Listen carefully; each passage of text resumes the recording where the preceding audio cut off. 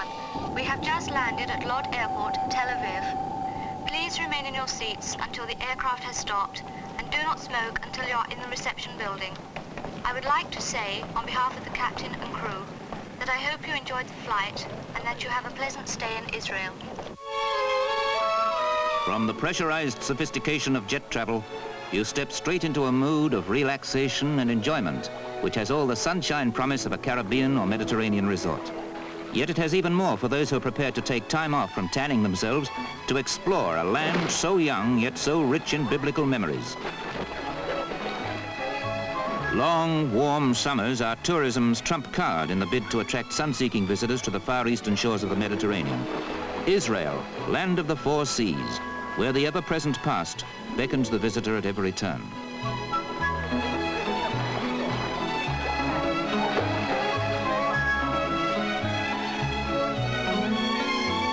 Less than 60 years ago, Tel Aviv was a one-street village. Today, it's Israel's biggest city, a bustling business and tourist center where skyscraper-style architecture is a sharp contrast to the ancient ruins of neighboring Jaffa, the town which has given its name to the Israel citrus fruit industry.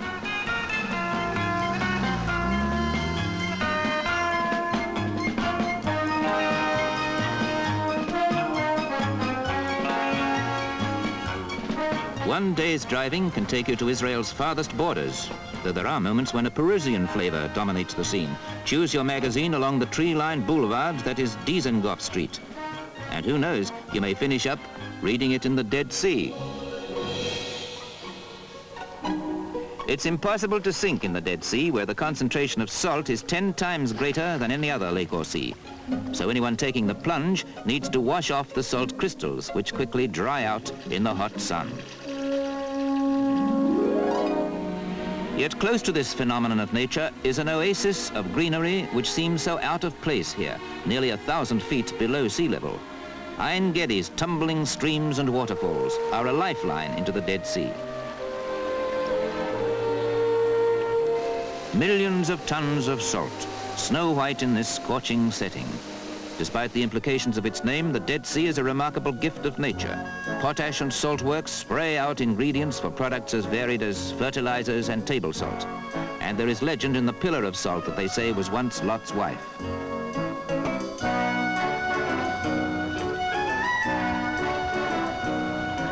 Here at the lowest point on Earth, there is strange decaying beauty. Little can survive in the Negev desert. The traveler will not pause in this rocky wilderness unless his destination is Masada, the incredible, almost unreachable fortress of King Herod, recently excavated and reconstructed. For 7 years, the Romans laid siege to Masada. For 7 years, a defiant Jewish settlement gazed down on their encampments, just as today's visitors can do.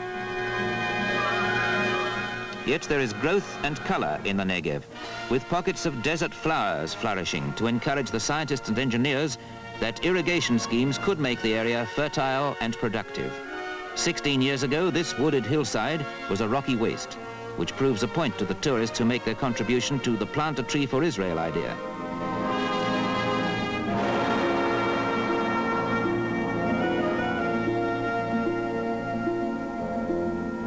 Slowly, schemes like these are winning back wasteland that has been in the grip of nature for millions of years, with bare hands doing the simple spade work.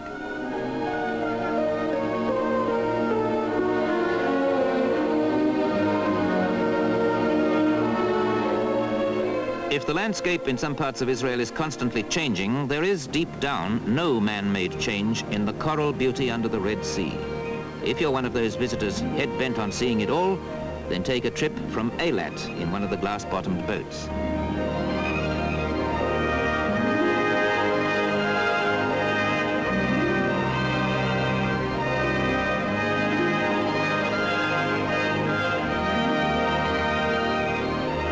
Eilat is at Israel's southern fingertip, rubbing shoulders with Jordan and Egypt, yet sharing a climate which makes it possible to sail and sunbathe, while northern resorts still talk of winter.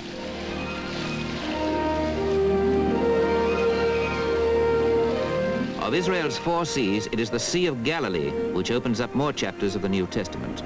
The motor launches make their regular cruises past landmarks with names which are familiar to the youngest Sunday school child.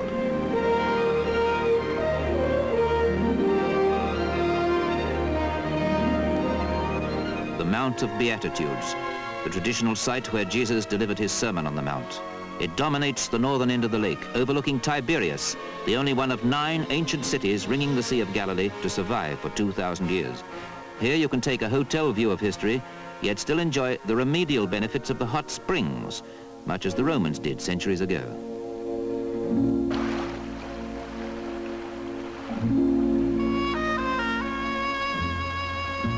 Now you're more likely to see water skiing on Galilee than a fisherman casting a ring net for a catch of St. Peter's fish.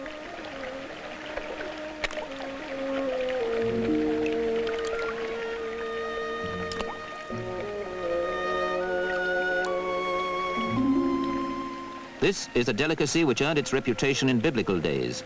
Now, visitors are tempted to make a mouth-watering choice before having the satisfaction of seeing it sizzle up next to the table.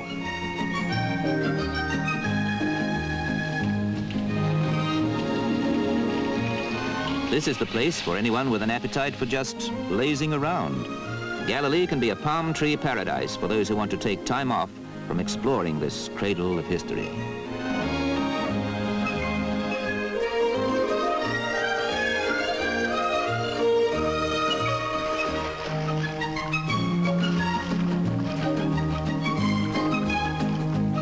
No modern-day pilgrim to this land of the 4 seas can ignore a visit to the holy city of Jerusalem. You see the majestic dominance of Mount Zion, but Jerusalem today bears little resemblance to the old city.